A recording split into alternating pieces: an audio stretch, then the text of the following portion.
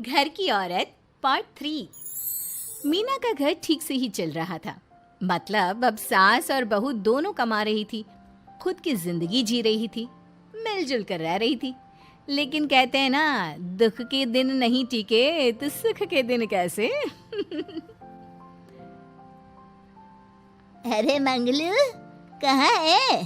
कितने दिनों से गांव नहीं आया माँ की खोज खबर लेने। तभी मीना आ जाती है। अरे दादी साहब, कैसे आना हुआ? बताया नहीं हम स्टेशन आ जाते। ये बोलते हुए मीना अपनी दादी सास के पैर छूने के लिए झुकती है कि दादी सास जोर की लात मारती है। बड़ी आई, कैसे आना हुआ? मेरे पति का मकान है ये।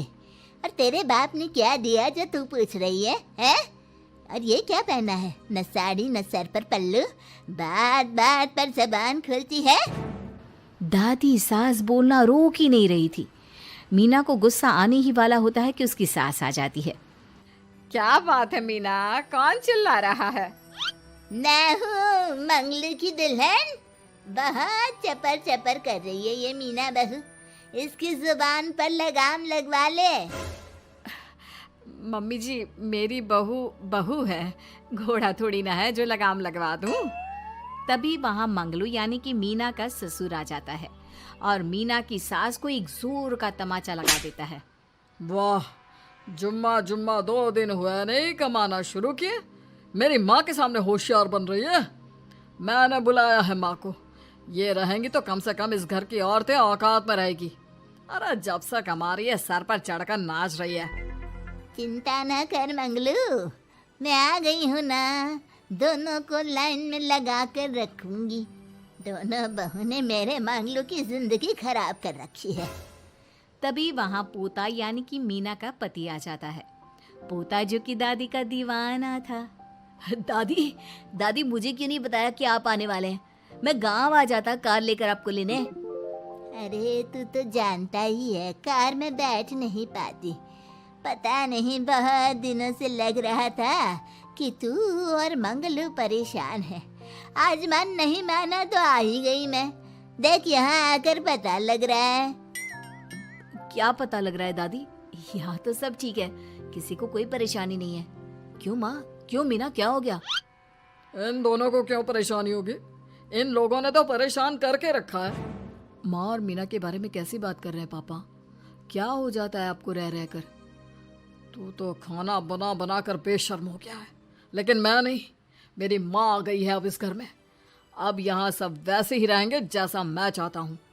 देख मंगलू, तेरी बहू काम करती है तो मुझे कोई लेना देना नहीं है, लेकिन मेरी बहू कोई दर्जी का काम नहीं करेगी, साफ साफ बोल रही हैं। लेकिन दादी साहब, वो तो बहुत अच्छा बुटीक चला रही हैं।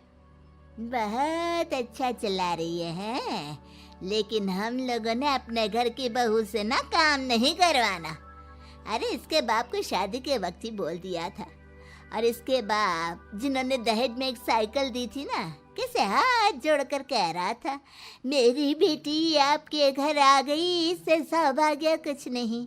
अब देखो इसकी बेटी, बहू आ जाने के बाद सर पर चढ़ रही है मेरे मंगलू के। मीना जो कि सास की बुराई सुनकर परेशान हो जाती है। दादी सा छोटा मुंह बड़ी बात। लेकिन क्या पिताजी ने आपको बताया नहीं? सासू माँ ने अपने पैसे से ससुर जी के जन्मदिन में कार दी थी।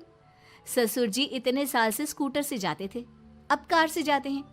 क्यों ससुर जी, बताया नहीं आपने? क्यों रे मंगलू, कार ले ली तूने? मुझे तो तू पैसे भी नहीं भेज रहा। 2 महीने से कैसे कैसे दिन काट रही थी और तू यहाँ कार से घूम रहा है। आप भी सासू माँ को अपने बैंक अकाउंट की डिटेल दे दीजिए दादी सा, वो डाल दिया करेंगी पैसे आपके अकाउंट में। क्यों सासू माँ? मंगलू यानी कि मीना का ससुर, जिसने अपनी माँ को गांव से सिर्फ अपनी बीवी को लगाम लगाने के लिए बुलाया था, ये सब देखकर जोर से चिल्लाता है। मीना बहू, चलो दादी सास आई है, यह नहीं कि खाने पीने का इंतजाम करे। अरे माँ, तू भी किन लोगों की बात में आ रही है? चल मेरे साथ मेरे कमरे में चल। ससुर अपनी माँ को लेकर कमरे में चला जाता है और दोनों बैठकर वैसे ही पंचायत शुरू कर देते हैं जैसे कोई बहू अपनी माँ से सास की बुराई कर रही हो। देख मंगलू, गलती तो तेरी ही है जो तूने घर की जनानियों को काम के लिए बाहर निकाला। दूसरे तेरे पापा को देखा था, कभी मुझसे फालतू बोलते। अरे मरते दम तक तेरा बाप मेरी मुट्ठी में रहा है, यही सिखाया था मैंने तुझे। क्या बोलूं माँ, जब से ये मीना बहू घर आई है ना, इसने घर का सारा इतिहास भूगोल बदल कर रख दिया है। उस तितली से तो मैं बाद में निपटूंगी, पहले तेरी वाली को तो ठीक कर दूं। अरे बहू क्या आ गई, खुद को टाटा अंबानी समझने लगी है। माँ देख, जो भी हो, इस बात को याद रखना कि हमारे घर की परंपरा क्या है। औरतों का औकात में रहना जरूरी है।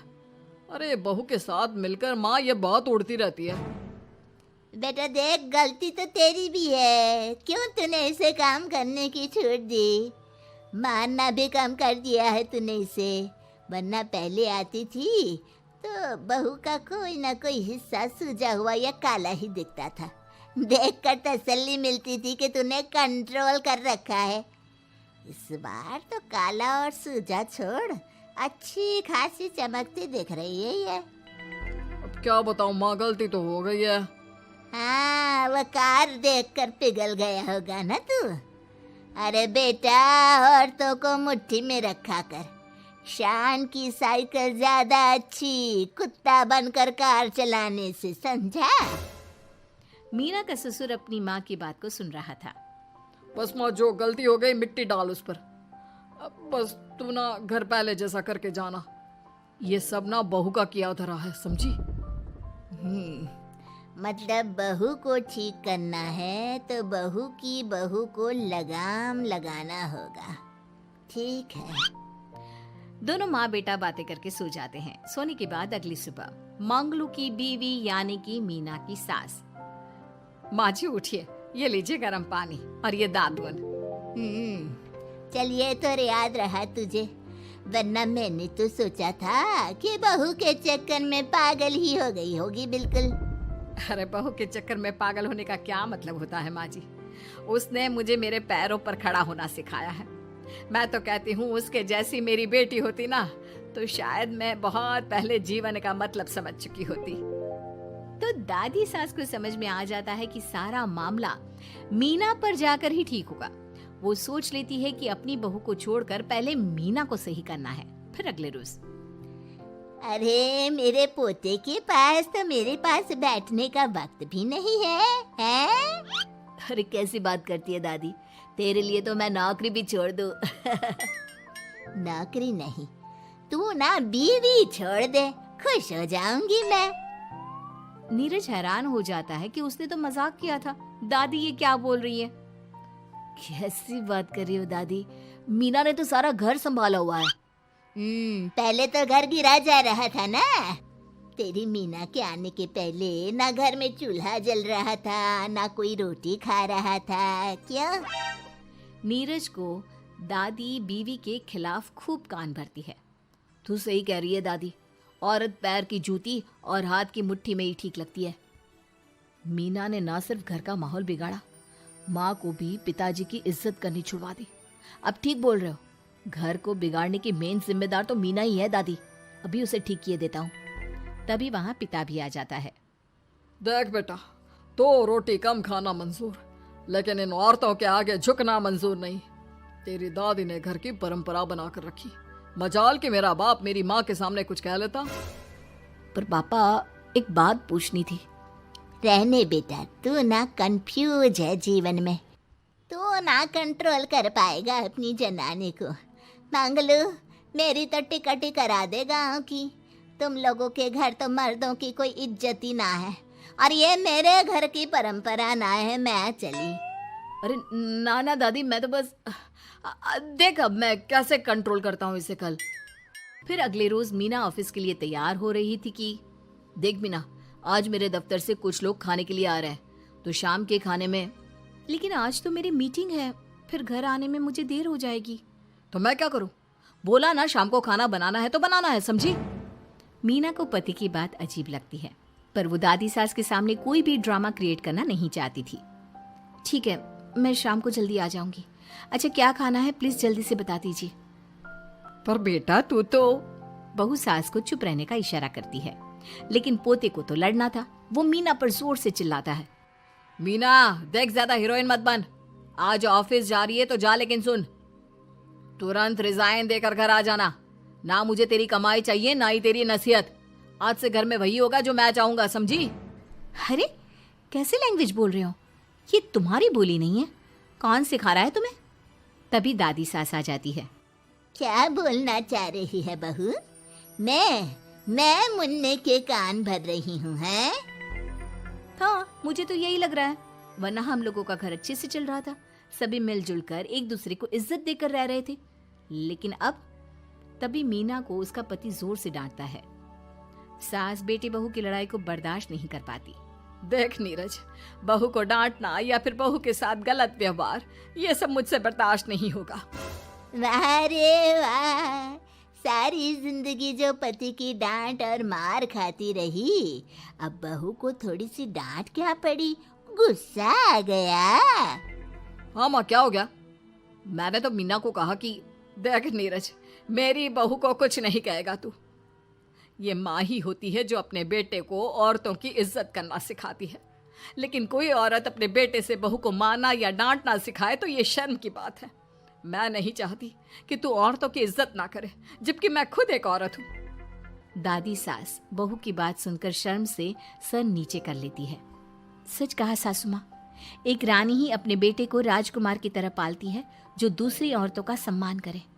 काश दादी सास भी पिताजी को अच्छे संस्कार दे पाती। मीना की बात सुनकर दादी सास उन लोगों से माफी मांगती है। मैं समझ गई बहू, औरतों की बेइज्जती करने को घर की परंपरा समझती थी, झूठी शान समझती थी। वो सब गलत है। औरतों की इज्जत से घर में माँ लक्ष्मी और सरस्वती का वास होता है। मुझे माफ कर दो।